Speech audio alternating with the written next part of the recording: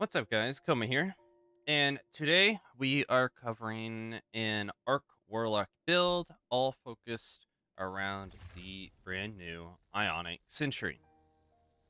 So, I want to take a moment before I continue and say that this is kind of a weird ability. I don't think it's working correctly all the way. Primarily because it doesn't blind a majority of the time. Um, But I feel like it should. It just says it blinds on initial impact, and I guess the rest of it just chains. But you do get bolt charge out of it, which is great. And you can only have one up at one time, or one up at a time, because the cooldown really starts whenever you throw it down, and then by the time your first one's already over, you get your second one typically.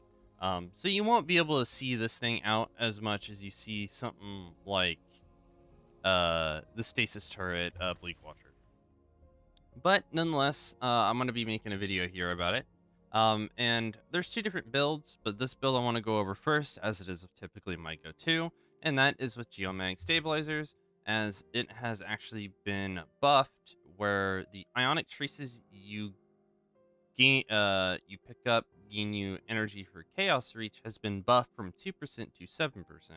This means that this thing goes up by a significant amount of just super, so you can gain super very fast. And sprinting while near max bolt charge will also grant you stacks over time. So if your Ionic Sentry does not get you enough super, give you enough bolt charge, you're actually going to top it off with Geomags. Um, and I guess we'll just go over this now since I was already talking about Ionic Sentry, so we'll go over everything here. Typically, if you've seen my video previously during Season of the Witch, um, this build is relatively similar. The only thing we're swapping out here is we're swapping out Arc Soul for Ionic Sentry. So basically, Ionic Sentry is going to be charged with kinetic or arc weapons, or even arc abilities to charge up the turret that periodically shoots lightning between nearby targets, and each hit gains a stack of bolt charge, of which you need times 10. Yes, this also can activate your bolt charge, so if you're trying to save your bolt charge for anything, I really wouldn't recommend throwing this out all randomly, but it can still do its own little damage. And of course, we're running Electrostatic Mind. This is 100% something you should always be running on Arc Warlock. If you aren't running Electrostatic Mind, then you're just probably shouldn't be running Arc in general, I think. Um, and yeah, going on to, let's just go over the abilities real quick. I'm using Ball Lightning and I'm using Pulse Grenade. You don't need to be using Pulse Grenade here. You can completely run Storm, and there would literally be no difference between um, anything. Realistically, you could run any one of these grenades, but I would recommend Storm or Pulse. Going into our fragments, we have Spark of Shock, which allows us to jolt enemies with our grenades. Spark of Recharge, while critically wounded, your melee and grenade energy regenerates more quickly. Spark of Magnitude, you're only green arc grenades. Storm, Pulse, and lightning grenades have extended duration. And then Spark of Beacons, while you're amplified, your arc or special heavy ammo weapon final blows create a blinding explosion. Spark of Beacons is kind of like a questionable one, because you can put some other uh choices here. So like defeating a jolted target or defeating a target with bolt charge creates an ionic trace. I could throw that one on because you'll see why here in a moment. There are a lot of options here. There's even one that I was looking at that gives this one, Spark of Brilliance. Defeating a blinded target with a precision damage creates a blinding explosion. I thought this was initially going to have more of an effect, but it turns out that the turret doesn't blind as much as I thought it did initially. So, um, you can look at that, figure out what you want to run with it. So, let's go over the other exotic setup that I have, because it does shift a little bit. So if I go over here and click my other loadout, you notice the weapons are the same, but I'm using random Tempests. This is because when you have an arc ability, or jolts final blows, it increases the recharge rate of your abilities and extends the duration of Storm Trance. Now, when I use it, I typically don't use Storm Trance, but you can if you want. And it's literally the exact same build as you see Beacons, Magnitude, Recharge, and Shock. It's just the only reason I'm using this is because this allows you to get your abilities up faster and allows you to throw out your Ionic Sentry much quicker. Um, Pretty self-explanatory. You're just ability spamming with Arc. You're becoming amplified. You're getting a ton of bolt charge. You're getting, a ton of ionic traces, and then in return, you're also getting your Ionic Sentry. So going over to the weapons, as the weapons are completely the same on both builds here. I'm using Witherhoard as my kinetic special here. Simply because I think it's probably the best in slot. The only two that really, go against it is like Forerunner and Bastion. But if you're lucky enough, you could also find something like Malicious Birthright, Ignition Code, any one of the kinetic like grenade launchers that could also potentially, hold its own. But I just find Witherhoard better because it's a good damage. It's a good AoE when if you miss the shot. So use it as you wish. Pick what you want. Forerunner is a good one as it's anti-barrier, and Bastion is always unstop. So keep that in mind. Now, if you're running legendary alternatives, the new Praetor's Revenge, this isn't a great role in my mind. You can definitely get better, but still, you can get something like Praetor's Revenge and, have some range if you wanted to. But in terms of like exotic primaries, as we'll talk about a reason why you might want to run a exotic primary, is that number one, they'll also charge your Ionic Sentry, but there's still some good uses that these things can actually have because Kvostov, being a demon that it is, also has shoot to loot, so you can pick up orbs.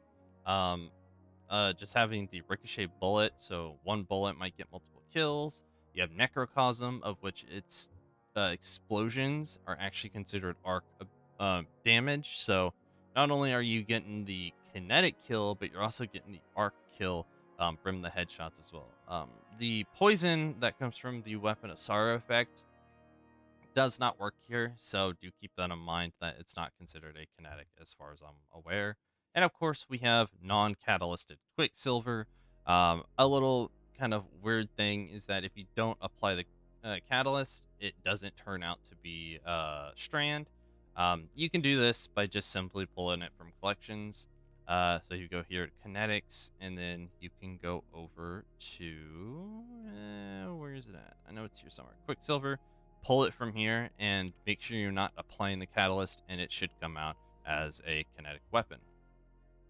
And of course, if you just want to go all out on the super stuff, you can just throw on Bad Juju, as this thing got a buff, I think back during season of the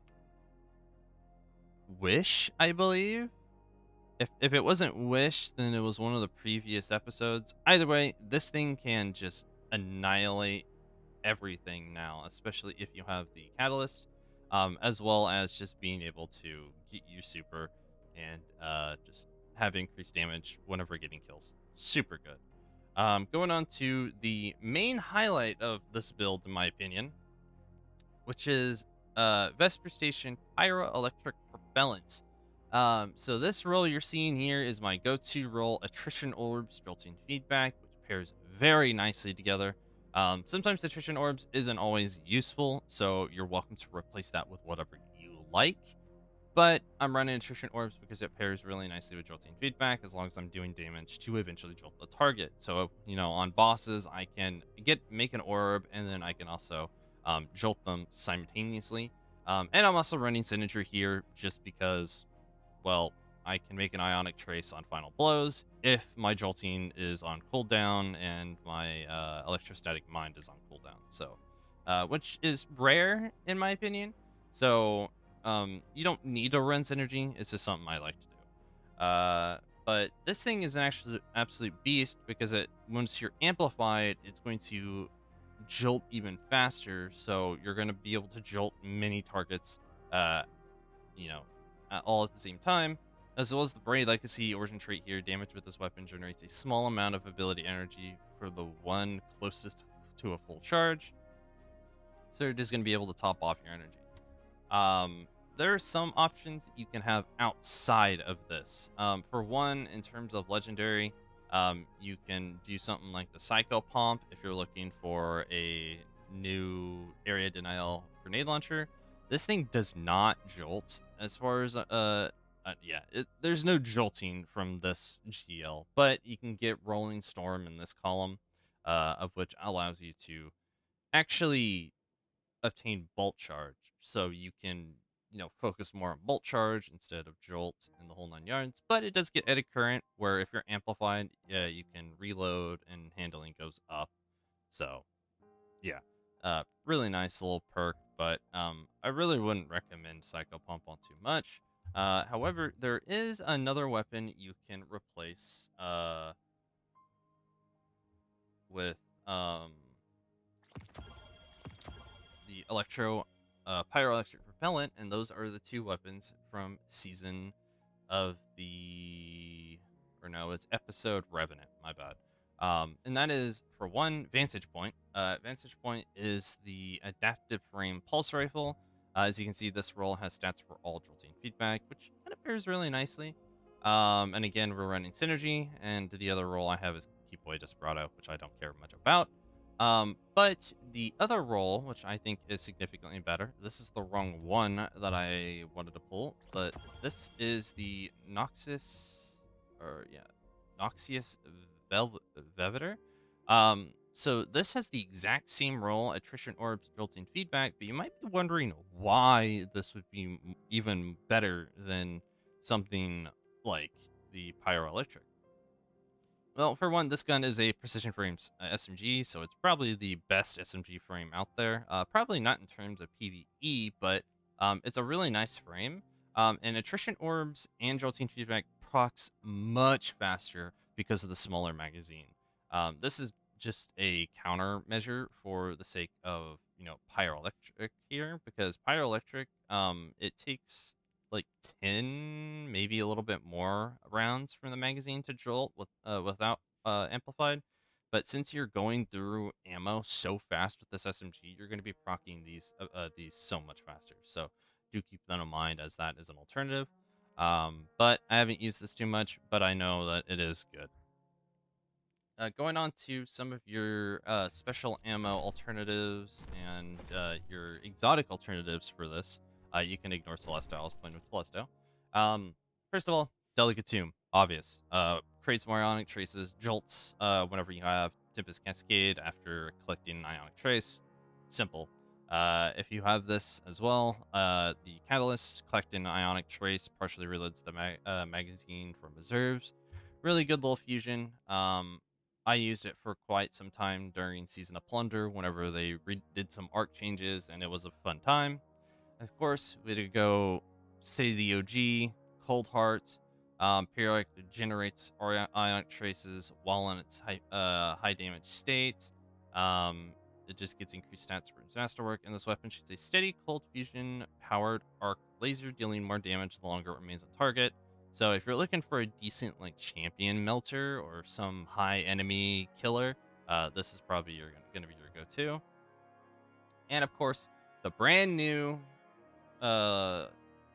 trace rifle Lodestar. So there's a lot going on with this gun. The catalyst is not out right now, but this means that for one, we can do the arc alignment, where it says dealing arc damage from any source aligns the coils. When alignment is complete, press R to disengage the safety, and enable hipfire starlight beam to apply jolt to any targets defeated for a short time. Aim down sights the slow of fire to slow the rate at which the battery drains. But by default, it shoots a low intensity arc beam with enhanced stability and accuracy. When you do aim down sights, by the way, it does increase the damage. So like this impact stat would directly go up.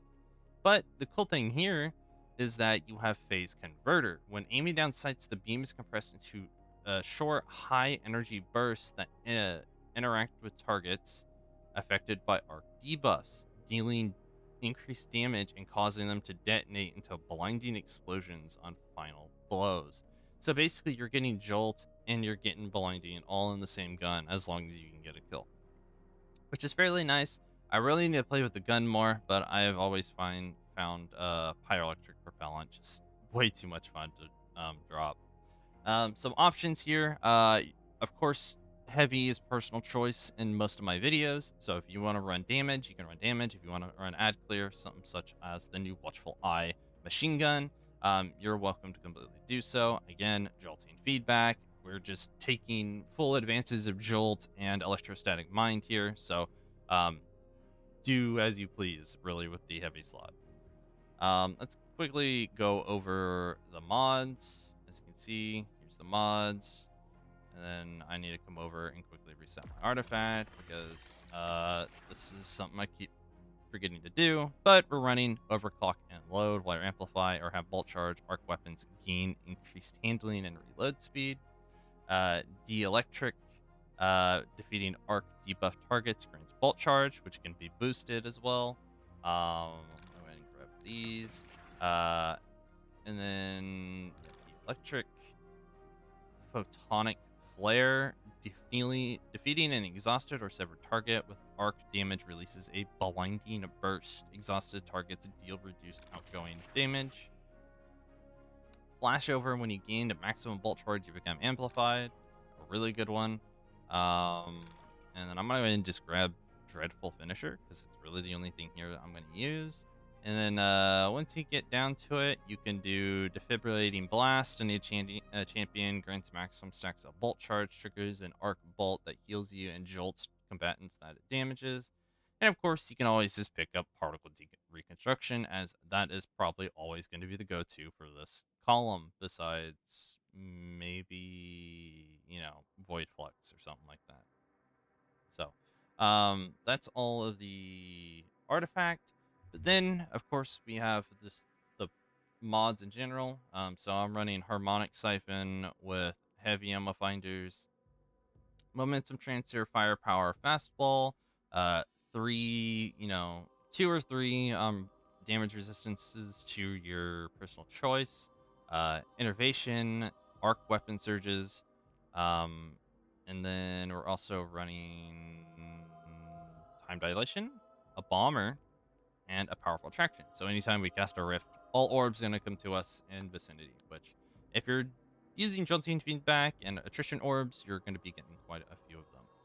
Going over to the Crown of Tempest, a little bit of difference here, but we're actually running Ashes to Assets, Harmonic Siphon, and Radiant Light.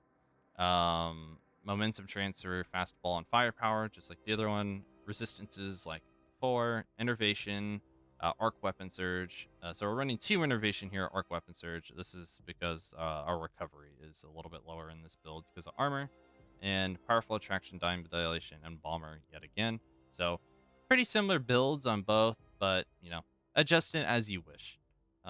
So yeah, that is pretty much everything. For the gameplay, you'll be seeing me running Geomags, and instead of Wither Horde, you'll be seeing me running this setup here. Simply because I did not have enough Unstop, and I did not have Barrier as built in for Arc, so I had to slot in some alternative means by stunning them. So I hope you guys enjoy the build. I hope you guys enjoy, generating as much super as physically possible. I want to look into maybe topping it off a little bit better. So maybe later down the line you'll see me doing some more shenanigans with super regen and the whole 9 yards. So enjoy. Here's the gameplay of a Legend Lost Sector. So I guess I'll see you all in the next video. Adios.